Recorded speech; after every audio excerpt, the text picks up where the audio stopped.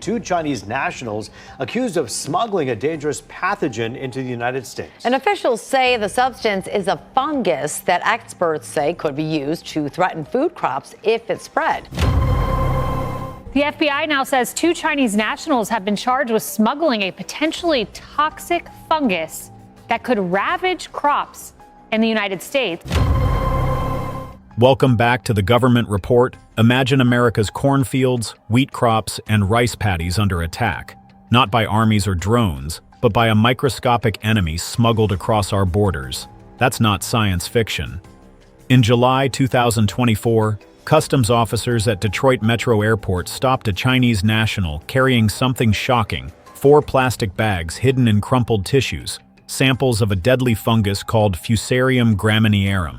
Scientists describe this as a potential agro-terrorism weapon, and the people behind it are researchers supposedly in our universities. In this installment of the government report, we will tell you what happened, why it matters, and why you should be alarmed. The incident.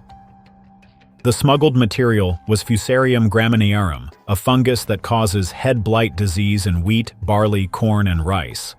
This pathogen is known to ruin entire harvests and cost farmers billions in losses globally. Its toxins can make people and livestock violently ill, causing vomiting, liver damage, and even reproductive harm. The suspects are two Chinese nationals working as biologists.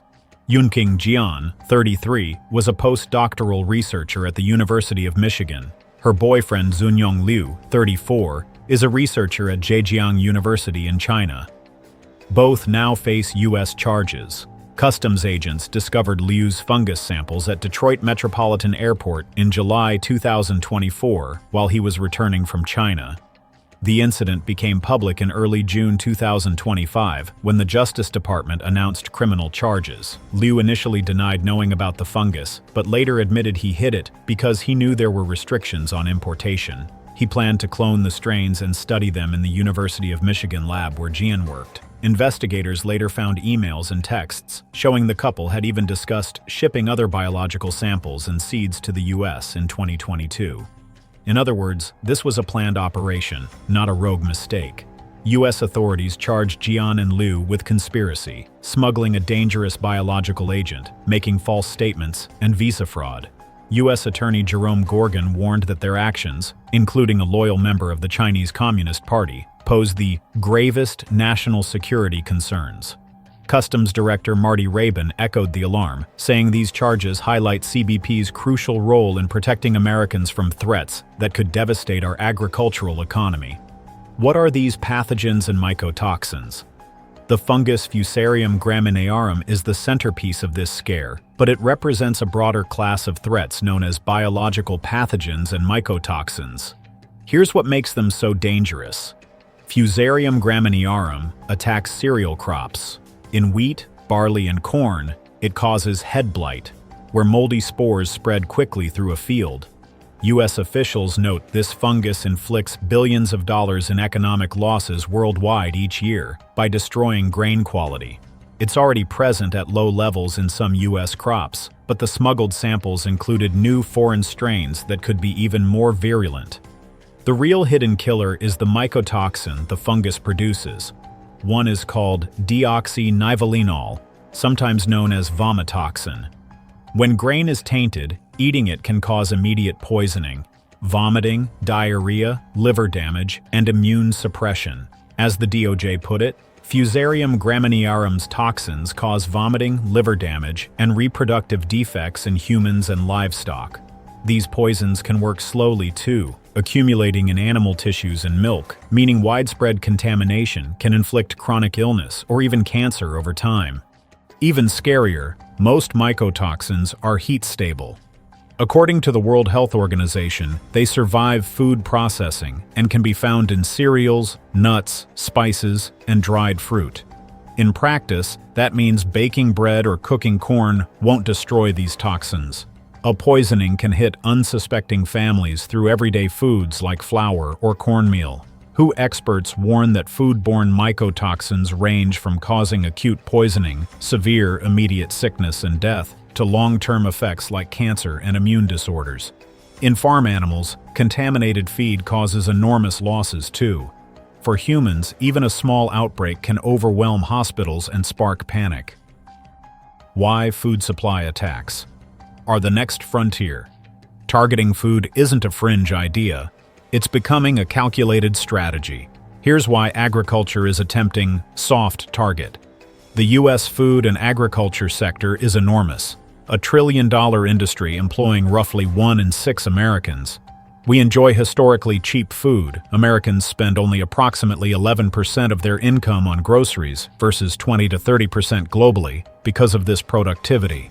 But that also means the payoff for hitting it is huge. Even a small percentage of crop loss can translate to tens of billions in losses. Terrorists and hostile states have long-eyed agriculture as the Achilles heel of America. An FBI report notes militants have noticed that our food supply is among the most vulnerable and least protected of all potential targets. Al-Qaeda documents captured in Afghanistan included U.S. agricultural manuals, and bin Laden himself argued crippling the U.S. economy, not just attacking cities, is the way to defeat America.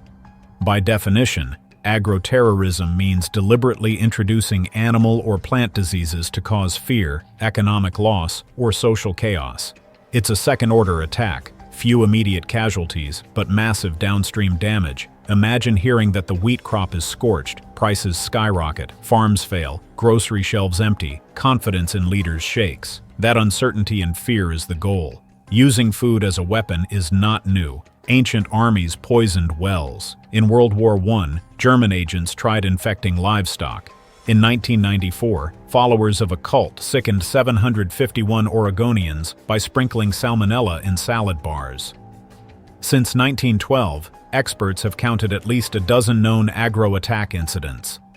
While no foreign bioterror hit U.S. agriculture since World War II, analysts say rogue states and opportunists see it as a next step. Today's world makes it easier. One FBI analysis explains that economic opportunists understand a single outbreak, say foot and mouth disease in cattle, would have a dramatic impact on markets. By hitting crops or livestock, attackers could manipulate futures markets or cause runaway inflation. Even domestic extremists or disgruntled individuals could unleash something destructive with the right lab materials. U.S. security agencies warn that as traditional terror networks lose ground, they're shifting to persistent economic warfare. A long FBI report explains that even Al-Qaeda's new tactics involve constant, smaller attacks to overwhelm America's defenses. Food supply disruption fits this strategy perfectly. It's hard to even detect until the damage is done. China's track record. This smuggling case is part of a larger pattern of Chinese efforts to acquire U.S. agricultural and biotech secrets, by any means necessary. FBI Director Chris Wray reports hundreds of active U.S. investigations into Chinese theft of intellectual property across all fields. These range from high-tech and medical devices to proprietary seeds. He explicitly names proprietary rice and corn seeds as targets. China's strategy: lure researchers and companies into collaborating or directly stealing their innovations. There have already been dramatic prosecutions. In one Kansas case, a Chinese researcher admitted conspiring to steal genetically modified rice seeds from a U.S. lab. In another, Chinese national Mo Hailong was caught on camera in an Iowa cornfield, kneeling and digging up Monsanto's experimental GMO corn in 2011. He eventually pleaded guilty to conspiring to steal those seed trade secrets. These cases show spies will rip seeds out of the ground to steal technology. We've seen Chinese nationals working inside American universities trying to export sensitive materials. In 2019, Harvard investigators caught postdoc Zhao Songjing at Logan Airport trying to board a flight to China with 21 vials of biological research samples. Zheng was promptly arrested. In the DOJ's words, these were 21 vials of biological research, stolen from a prestigious lab. He had studied in Boston but attempted to smuggle research back to China's Wuhan Institute of Virology. This DOJ case was part of a spree. Around that same time, authorities also charged other Chinese researchers at U.S. schools for false statements and espionage ties. China's government backs such schemes through funding and recruitment. In our Fusarium case, federal prosecutors noted that Jian had received Chinese government funding for pathogen research and even had documents of CCP loyalty on her computer. More broadly, programs like China's 1,000 Talents have enticed U.S.-trained scientists to secretly share expertise with Beijing. For example, Harvard chemistry chairman Charles Lieber pleaded guilty in 2020 to lying about a secret Wuhan lab role while running a major Harvard research group. U.S. vulnerabilities. Why did this dangerous cargo nearly make it onto our soil? Our current defenses have alarming gaps. Customs and border protection agents do search luggage and cargo, but they rely partly on luck and tip-offs. In this case, CBP only found the fungus by chance during a baggage search. A clever smuggler could hide samples in everyday items, tissues, vials, and shampoo bottles, etc. We simply cannot X-ray everything for microscopic pathogens. U.S. universities are meant to be open and collaborative. That's how innovation thrives, but it's a vulnerability. The Chinese researchers exploited the University of Michigan lab space as if it were theirs. The FBI noted they exploited their access to laboratory facilities to engage in the smuggling of biological pathogens. In other words, foreign researchers with legitimate visas had enough freedom to plan cloning fungi at a campus lab. If background checks or oversight were lax, it's no wonder they slipped through. Our farm fields are often large expanses of a single crop variety. Take U.S. wheat or corn. If 90% of it is one strain and a fungus resistant to that strain arrives, it could burn through millions of acres. History shows this can happen. In 1970, a new strain of corn blight decimated 15% of U.S. corn, causing a nationwide shortage. Such monocultures mean one engineered pathogen could wreak disproportionate havoc. The Agriculture Department and FDA inspect food imports, but the line between legitimate research sample and bio-threat is thin. Labs often ship microbes with paperwork. If a savvy smuggler doesn't declare them properly, small strains can cross borders unnoticed.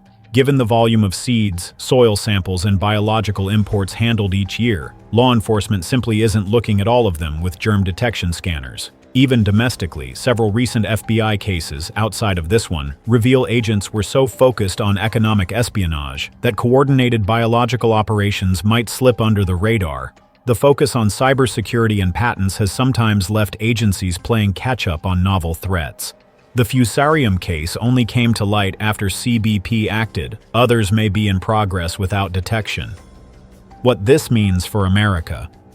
The implications couldn't be starker. If a hostile agent successfully unleashed a pathogen like this on U.S. agriculture, the fallout would touch every corner of our society. The Justice Department calls this an attack of the gravest national security concerns. Why? Because as long as a nation must import or grow its food, controlling the food supply is controlling the country. A successful agro attack could cripple our ability to sustain an army or simply keep grocery stores stocked. It could force the military to ration rations and politicians to scramble for solutions. In a conflict with China or terrorists, fear of unseen enemies in our food could be exploited just as much as bombs on our cities. Food prices would skyrocket. Imagine the corn and wheat crops falling flat. Suddenly, 40-cent bread might cost $3, and livestock feed could vanish, sending meat prices through the roof. Farmers bankrupt. Agribusiness stocks plummeting, farmland values crashing. This isn't hypothetical. Fusarium alone already costs billions in crop insurance each year. An intentional epidemic could easily cost tens of billions and ripple through global commodity markets. Consumer confidence would tumble along with farmers' yields. Customs Director Raybon warned that an agro-terrorism event could devastate our agricultural economy. It's no exaggeration. Contaminated grain in the food chain could make entire communities sick. Hospitals could overflow with cases of acute poisoning. If livestock feed is tainted, suddenly milk, eggs, and meat on supermarket shelves might carry invisible poisons. Even people far from farms could end up in ERs for no apparent reason. And unlike an airborne biothreat, contaminated food is hard to trace. It can jump state lines, and cooking will not neutralize it. The psychological effect would be enormous. Citizens could lose trust in the food supply and government institutions. Panic buying, hoarding, and unrest could flare if people fear their children's lunches are toxic. In the FBI's words, agro-terrorism aims to generate fear, undermine social stability. We're very close to this scenario today. The U.S. exports about 10% of all agricultural products worldwide. A hit to our output would shake global food markets, potentially sparking shortages abroad or pushing our allies to scramble for supplies. It could weaken our hand in trade negotiations or force us into ruinous stockpiling. Final warning. What happened in Detroit is a wake-up call. It shows a hostile actor probing a critical vulnerability in American life, the food that feeds us. We can no longer assume our dinner plates are safe from foreign plots. As counterintelligence officials have emphasized, adversaries are continuing in the same policy of waging war on our economy through every possible channel, now including our farms and food. American viewers, this isn't some distant policy issue. It hits home here and now. The next fields to be hit may be those in your state. If we value our national security, we must value our food security. Share this story, push your leaders and regulators to act, and stay vigilant. Because if China or anyone else truly sought to weaponize our food supply, it could be worse than anything we've seen on our shores in decades. And when that day comes, every American will feel the bite in their belly, literally and economically. Stay informed, stay prepared, and don't let this threat be the quiet nightmare that destroys America from within. See you in the next video.